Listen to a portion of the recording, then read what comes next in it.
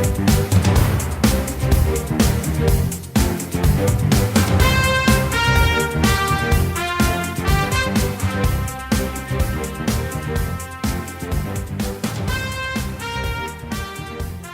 UConn fans, this is Chris Brodeur, an online producer at the Hartford Courant, and you are listening to another episode of the UConn Insider Podcast. It's a football day, it's Wednesday, and we've the band is all back together. Jake is back. Where'd you go? What happened to you? Last week, I forgot. We barely got through it. Did you listen? Well, you know what, though? It was a disaster. Was that But I came back the next day with a it was spectacular, Coach Diaco. Women's, look at that. I got the Diaco right in the first 15 seconds. First minute. Yeah, that's excellent. But no, a spectacular women's podcast the following day. I kind of, I got to admit, there's a little rhythm going with Paul Doyle and Jeff Jacobs. It's pretty good. We got, I'm jealous I think it's pretty special. Chris and I had some nice quality time together. Did you? we did. Yeah, and we put together a heck of a product. I don't know if you got a chance to listen to it. If you wouldn't mind clicking on it, we could use the numbers. You're right about that. We could use the numbers. So there is, some rivalries are forming here. We got the two audiences, the basketball audience, the football audience. I heard some uniform discussions were Yes, were I'm brought glad you up brought that up. in the women's basketball podcast. Maybe Jake we said should just have a Hartford Current podcast. Get about 18 people in this room that fits about 7. Well, I didn't. As Chris will tell you, I didn't venture very far down the uniform road because I said we can't have any discussion without Mike. Yeah. Yeah, I didn't realize that about you. So you have strong opinions about uniform design and Yeah, I get a kick out of all that. classic Absolutely. hockey sweaters, that kind of stuff. See, the hockey uniforms to me are just fascinating. And the best. There's a particular website, I can't remember it off the top of my head, but it lists every single hockey uniform in professional hockey history year by year.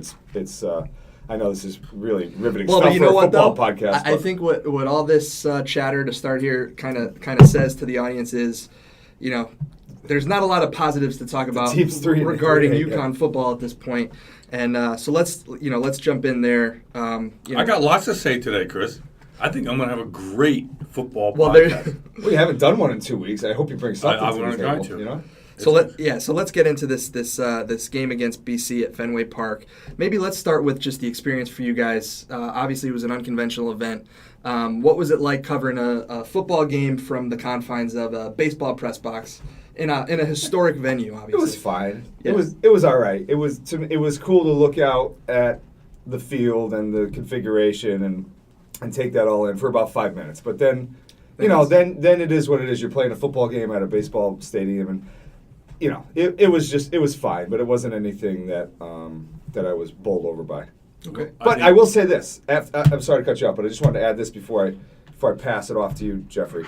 That the UConn crowd was terrific. Okay. And I was way off, and I got ripped on Twitter for this, rightfully so, because There's some beat writer on beat writer crime going on. Was it you and Neil going back and forth? Neil Ostroff? we just happened to tweet at the same time. He mentioned that it was mostly pro UConn crowd, and my initial impression was just listening to team introductions that there were more BC fans there. So I wrote that it was like 60-40 BC, and everyone on Twitter told me how crazy and dumb I was, and ultimately they were right, because there certainly were a lot more UConn fans there.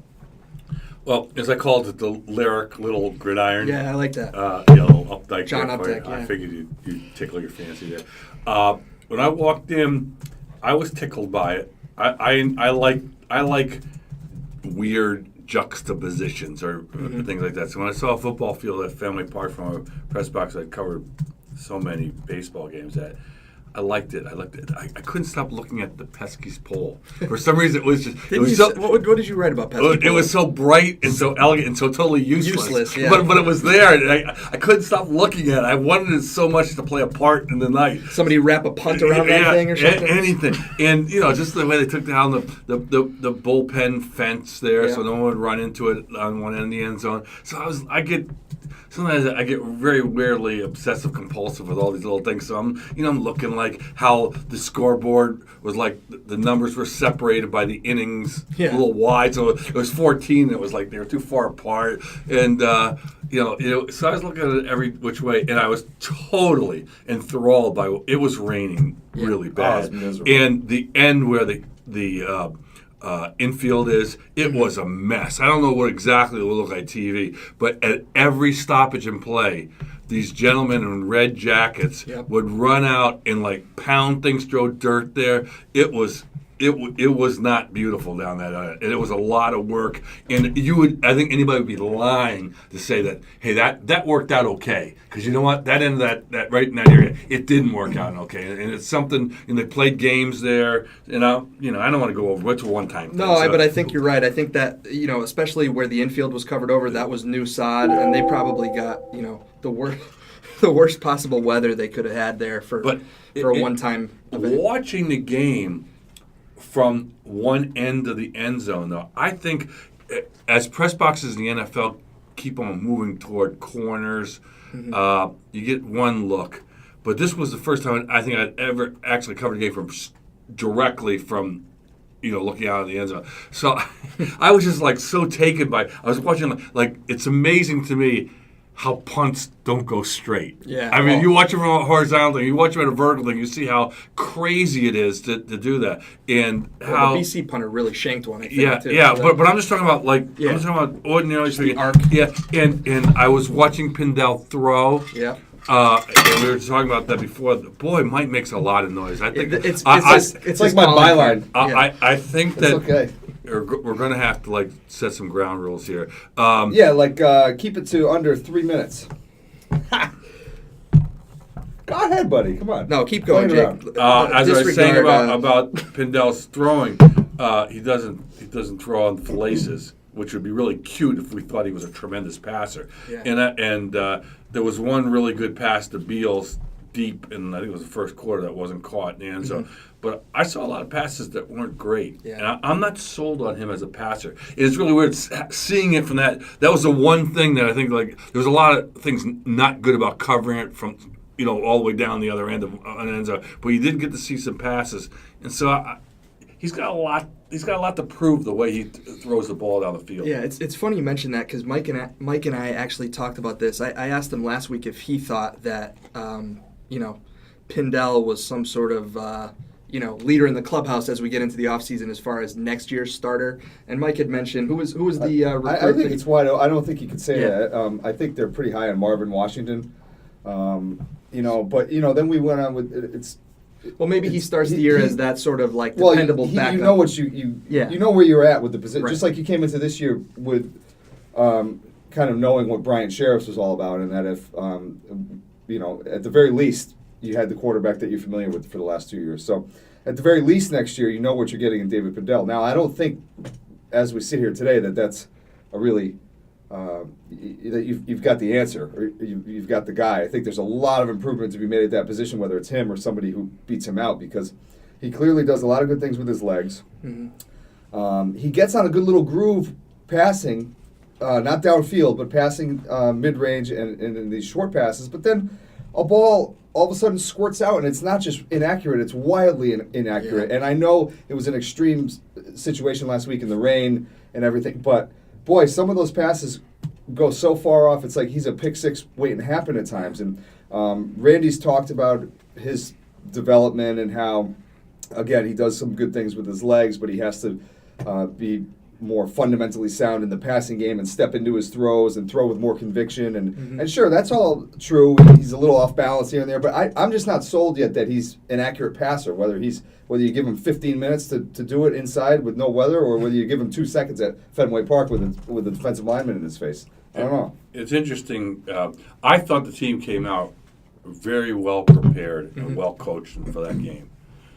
They didn't finish off some, drives, the first 4 drives where they racked up yardage, and that hurt. But also, as the game went on, BC just started, spying out on Pindell on the run. And when they, had him pass more, that's when it didn't go well. Right. And then there was some very big defensive linemen on the Boston College team that started squishing young Mr. Pindell. And at one point I remarked to Mike, I said, now we see how Bryant Sheriff's decision or not can get hurt, at how UConn quarterbacks got hurt, because you have to have offensive linemen to stop some of those guys. I don't hate bringing up his name, but I'm going to reintroduce Donovan Williams. We kind of mocked him last year because it was Diaco, and the way he proclaimed him, and it was lunacy the way he introduced him into the whole equation. But Donovan Williams can do a lot of good things with his feet. Yeah. Sure. And I was not a big fan of the way he delivered the ball. Mm-hmm. And then I'm thinking like Williams, Pindell, Williams, exactly why is Pindell so much automatically better than Donovan Williams? I can't answer that at this point. I would seriously doubt that Edsall would turn back and look at Donovan Williams as a quarterback again. But I'm just saying that like the way they were both used toward the end of the season, I can't for sure say that Pindell is like what he's shown us so far is just markedly superior. Sure, maybe it kind of makes you think that maybe what you mentioned is a factor, which is he's thrust in there by Diaco. They start this year with kind of like that. They're trying to come out from under that Diaco cloud, and it probably stuck to a guy like Donovan Williams more so than some of the other players on the team. Yeah, and Randy probably was eager to just put him aside, give him a new position. Well, I don't know. We'd have to ask him. One of the more entertaining exchanges in football, recent UConn football history, with Donovan Williams being labeled as the most talented player at his position in America by one coach, and moved to wide receiver by the next coach. It's just tremendous. It's just so embarrassing and humiliating that people have just got to understand that people that love UConn football, people who are listening to this, they've just got to absorb that and really appreciate how some nuthouse things we have to cover at times. You know what I mean? It's like when people say something on a given day, and if you say it with like conviction and some level of seriousness, and I include myself in this, you kind of have to take it at face value. You can't like raise your hand and go like, you're nuttier than the fruitcake that we're going to eat tomorrow, starting tomorrow through Christmas Day. You do that at the risk of losing your own credibility. Right. But you like what Mike says, though, you put those two things together, and that's those things are not congruous. No, those are unfair expectations to put on a kid, and unfortunately, Donovan still hasn't really found his niche. Although at least he's gotten to do some things. He's gotten in there a little bit and contributed, but they put him in that. He seems like a good enough football. I don't know that he's a good enough quarterback, but he seems like a good enough football player, doesn't he? To be involved a little bit more, even. It's really it's interesting. You have Jay Rose too. There's like two or three guys that are. I want as we get along here, talk about like going ahead to next year and what they have now. And who's an athlete and who's not. I'm really taken by that because Randy and I had a little exchange at the it wasn't Diaco-esque. I mean, Jacobs at Diaco is way more entertaining than Jacobs at Edsall. Let's pause for a second. What's the scale there? Jacobs versus Calhoun, is that the tippity top? Jacobs versus Diaco, somewhere in the middle? Anybody with Calhoun is the best. And if Gino wants to put on a show, that's really good. But Diaco's like those are like going to Calhoun. That's like riding the big roller coaster, and then like going to Diaco, that's like going into the fun house. You know what I mean? So like objects are like you look in the mirror and you're like looking all weird. That's a Diaco press conference. But anyway, Randy, he keep on going. We got to get bigger, faster, stronger. Right. So I kind of challenged. So could you please quantify each one? They can't all be equal. There's got to be some they have to get bigger or stronger or faster. And he kind of like took bigger out of the equation, but he made faster and stronger kind of equal. But the point is like a guy like Kevin Mensah and Coyle on defense, those are really fast, good athletes. They could play at a lot of schools. They can play a lot of... They stand out. And I think that speaks to the problem with the teams, that they really stand out as head and shoulders above the rest. And my point, though, with those other guys like Jay Rose and Donovan Williams, they look like they can do stuff. It's hard to say where. It's raw talent. Yeah, right? It's raw talent. And neither of those guys are that big and that fast and that strong. I wouldn't think. Williams, I've seen guys. I shouldn't say that because I saw Jay Rose, at least on the high school level, shred tackles beautifully. And I am sure as he gets bigger and stronger, he will be a kind of guy that can shred some tackles. But you have to find ways to use them. To this day, and I think Mike would agree with this. Right now, as we speak, Arkell Newsome in space is by far the best offensive option for UConn at this moment.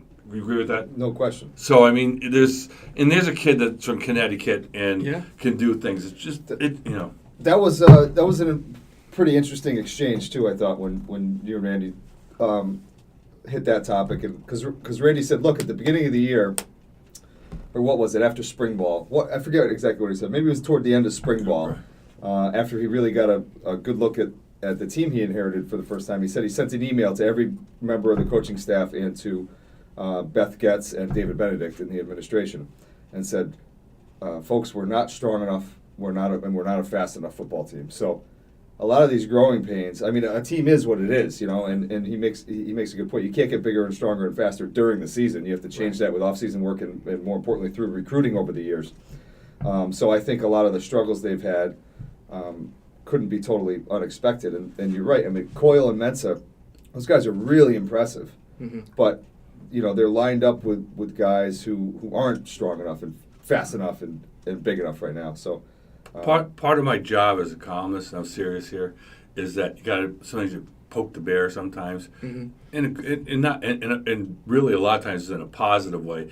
And Randy, at least my experience is that sometimes he goes on autopilot on some answers, and he's saying the same thing, and it's the same correct thing, but it's a little bit coach speak, and a little bit kind of like he's kind of going on at a 5. So sometimes if you poke him, and I've known him long enough, he'll give the same spirit of the answer, but like I said, it got that information of that he sent out to the athletic directors that we're not big enough and smart enough. I'm smart to be big enough and fast enough, and that's specific, you know what I mean? And that's that's Diaco doesn't need that kind of prodding because he already had his spectacular message prepared. So no matter what the question you asked or how you asked it, it was going to be that answer. I found myself watching Diaco clips last night. It's one of your favorite hobbies, I think. It's like it's good background. Folks, he texts me Diaco press conferences. Just the whole. You're not supposed to text while you're driving, so I accept this text and put the speaker on and put it next to me while I'm driving and listening to it. That is some people have talking books, audio books and things like that. You have the Nebraska defensive coordinator? I have the Nebraska defensive coordinator sent to me by Mike Anthony. We touched on him last week. His press conference after the loss to Minnesota when they gave up 54 points to a very mediocre team was just, unbelievable. I felt bad for him. That's the thing. It's kind of like a pity thing. It's like, this guy, does he know how he sounds? Does he care? I mean... By now, it has to have come to his attention that there's a whole, there's a body of work. He's got YouTube greatest hits at this point. I wonder where he'll be next year. Yeah. It looks like there's going to be a regime change in Lincoln, which leaves could be Diaco that Frost hire that we're dreaming of that showdown. Well, you can say, hey, I never wanted your trophy, and now I'm sorry. Pack your bag. Right. Obviously Diaco won't stick around in that role with a new coach, and he'll land somewhere. But I wonder now, we talked a little bit about this while on campus yesterday, it depends what his options are. I don't know that he'll have a number of high-profile defensive coordinator positions thrown at him like he did coming off the UConn job. Would he become a linebackers coach at a big school, or would he become a defensive coordinator at a San Jose State or something like that, or would he just kind of sit around and enjoy life and be rich because he's got a lot of money that has come to him or is already in his pocket? It's amazing because he did leave UConn with one thing intact, and that was that he was one heck of a defensive mind. Mm-hmm. That was people were raving about how his press conference is being off the charts, lunacy. But they were not raving about man, the guy doesn't know defensive football. Yeah. I mean, he coached the Notre Dame defensive team to a national championship game. He played at a high level when he was at Iowa. And so the fact that he's lost his defense, in large measure, lost his defensive cred is Yeah. really amazing. That's the one thing he's lost that's really damaging, to at least in my mind, to his continued career. I mean, and he's a young guy. I'm sure he wants to do this for a long time. And that's why, just to flip a little bit, because this is really on my mind today. I haven't written it yet, but a comment to write for going into the game is that all these things have happened. We know they got to get bigger, faster, stronger. And there's been improvements on offense, so that's slid back some in recent weeks. There's been a real downturn in defense, although that's improved some as the year went along, a little bit here and there. In some weeks, more than a little bit. But they can end up with the same record as last year. And if they stink Saturday, I openly wonder, what have they got? What have they gained spiritually, mojo-wise, in this? Mm-hmm. That worries me. Cincinnati's not a very good team, but like last year's game against Tulane, we're talking about the Mike earlier in the week, was Tulane stunk. Yeah. They were awful. They hadn't won a conference game in like 2 years. Yeah. They came in the last game at Rensselaer Field and kicked UConn's butt. Now, let's be honest. David Bendick, whatever he did there with, stringing this out to get Edsall, if you watch that game, you couldn't bring Diaco back. I mean, exactly where the way they ended in that game, why would you want that guy to coach? Yeah. Yeah, that felt like a bottoming out. Yeah. For sure. Felt like. Was a bottoming out. Yeah. Well, the last 4 weeks, one was, pick any one of the four, you could say it was the bottom. It was but just when you thought it was the bottom, they kept on getting more bottoms. And my point is that you come into this week, and Cincinnati is not a good football team this year. Someone's going to give up or lose. I hate to say quit, and the Q word is a horrible thing to lay on people. You know what I mean? It's even worse than choking. But it's two teams that won't necessarily be so inspired. Yes, and at some point they're going to be dissuaded and lose focus. One of those teams, without a doubt. That's not going to go. That does not figure out to. And I could be wrong here. I don't expect that to be like two teams playing tremendous football to the end. The score might be close because of the way it goes, but the stakes are low. Stakes are low. So what happens if UConn plays horribly? I mean, what kind of conclusions are we going to draw? Yeah. No, it's interesting how much that's kind of shifted in these last 4 losses, because things were looking, fairly optimistic at the midpoint. What did they get to 3-4? They got to 3-4, and then you figured it would be a long shot for them to beat Missouri. But we were talking about, did they get 5 wins? Did they flirt with the bowl bid? And now, obviously, that's way off the table. And now it's like Jake said, they could end up on paper with the exact same record. Well, look, because you don't have to do much to play yourself into a positive conversation coming down the stretch of a college football season. Because you're going to start 1-0, barring a disaster by beating the Maines and Holy Crosses of the world. And then look, they reel off 2.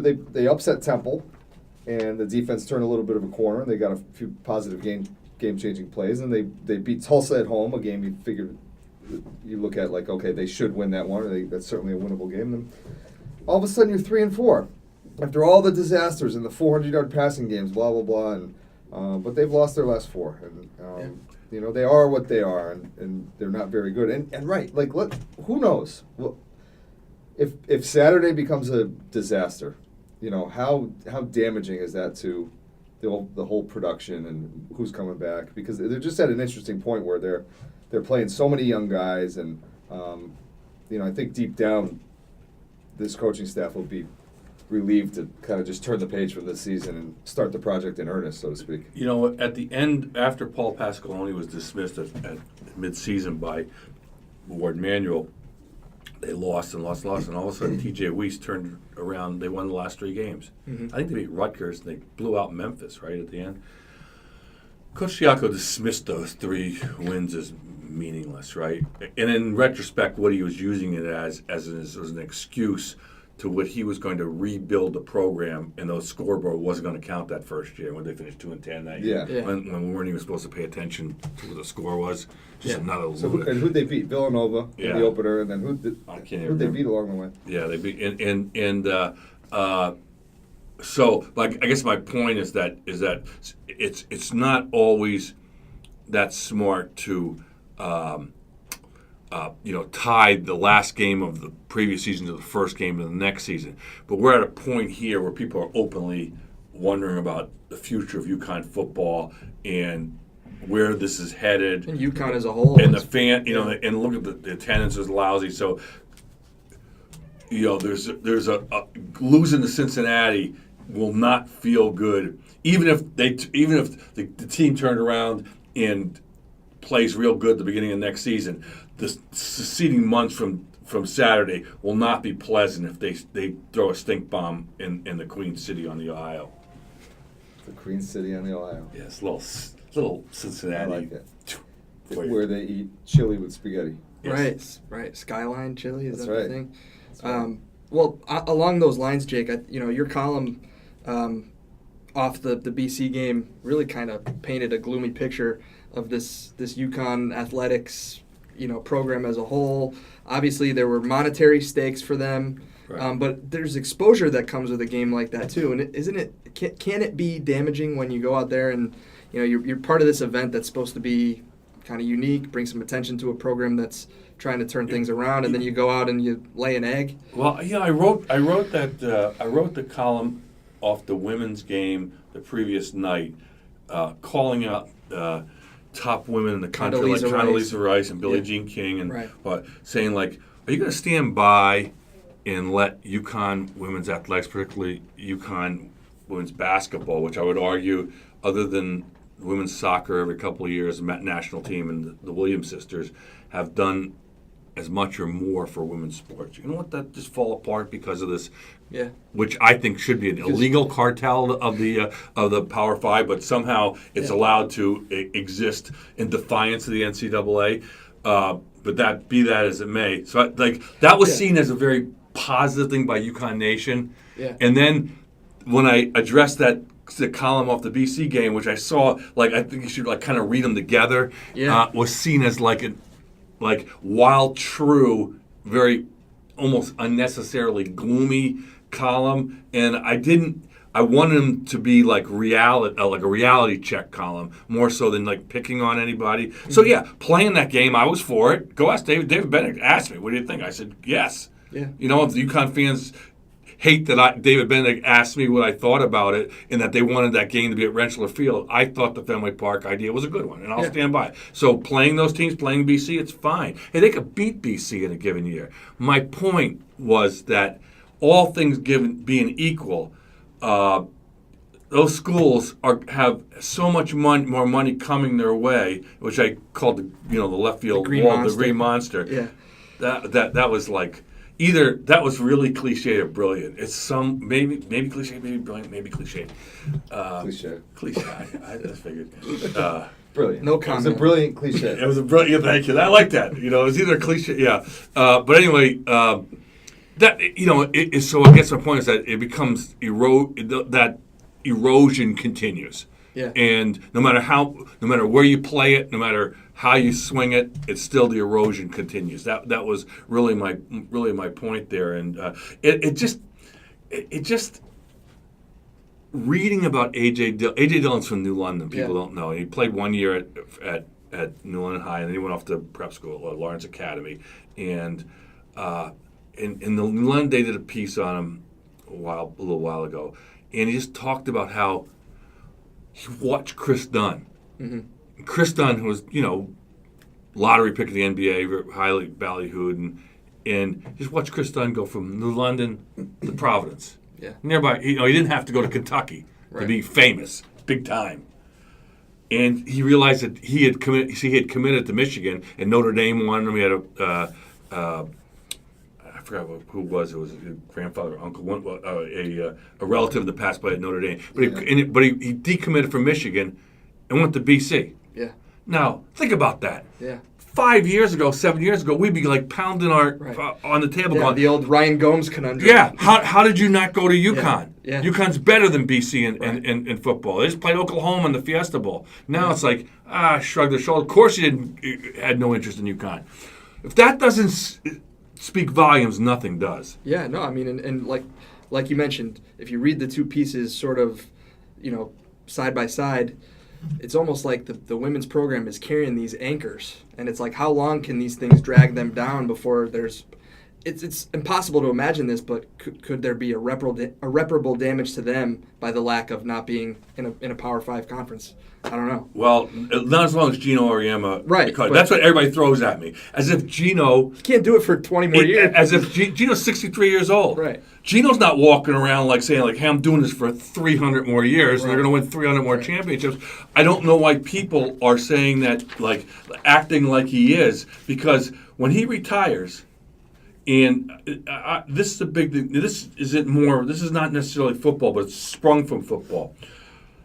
If you look at the top 25, top 15 poll, top 25 poll, top 15 teams in the men's and women's basketball, you will see time after time the Power 5 conferences fill women's basketball because that's where they put the money for Title IX. They think they can get some kind of investment. There's still Wichita States and Villanovas and what on men's, but there's one team in the last poll I saw that was from non-Power 5 conference, and that was UConn in the women's basketball program. And so, like, when Gino retires, I think you're fooling yourself. If like Ohio State wants to pay somebody $1.5 million to coach their women's basketball team, and they're going to look at UConn, say, oh, they've won championships. If you think it's an automatic going into the next 30 years, I think you're mistaken. Yeah.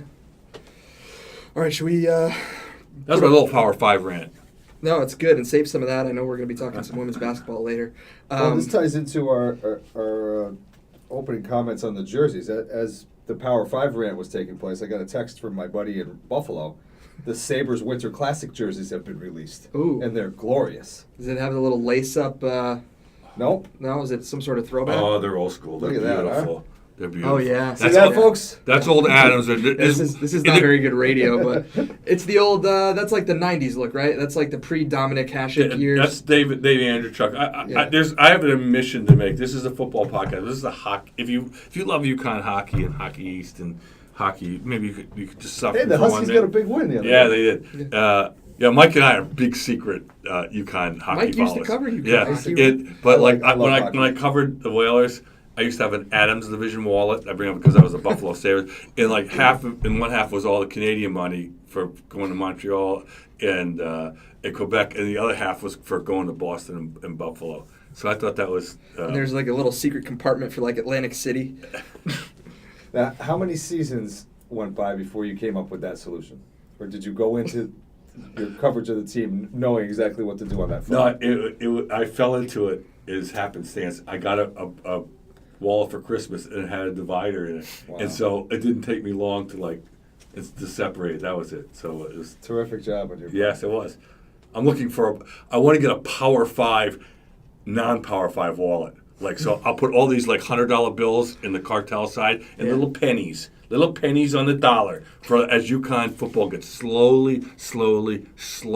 I feel like he's strangled. practicing a column on us right now. Right. You can see the wheels spinning. You talk it through. You know how many columns that have appeared under his mug that he and I created together on the roof of the Gable Pavilion garage over the years?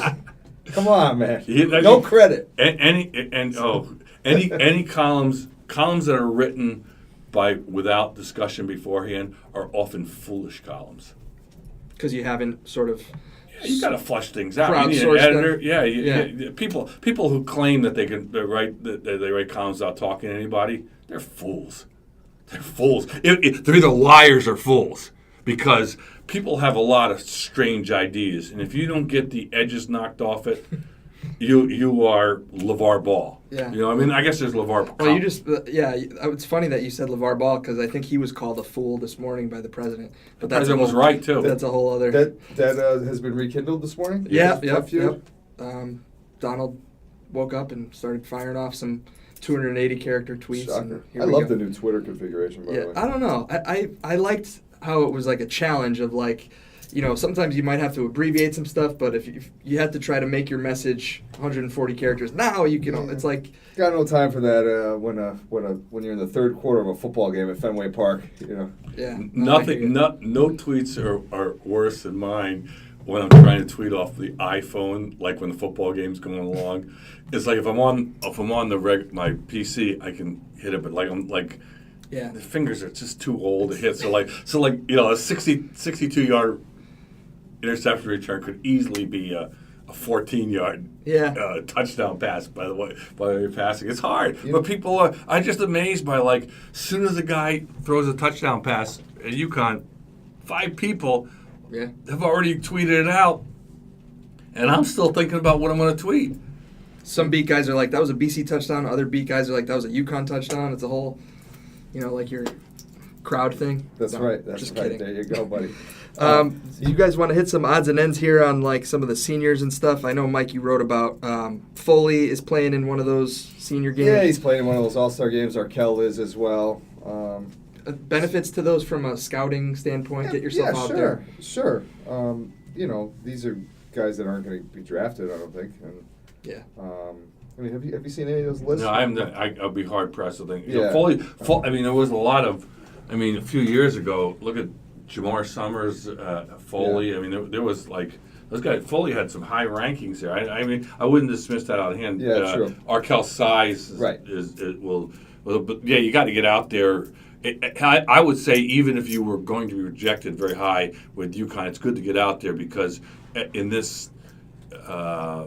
It's always interesting to me how the UConn guys when they show up so big at those the NFL the combine or the pro day that it's not only good for them, it's good for the program. Yeah. It's also eye-popping to people because they expect the guy to be from Clemson or something when they see it. So it is the UConn athletes in football certainly have to sell themselves. Yeah, and when Obi showed out last year, wasn't it it ended up helping? Who was the kicker?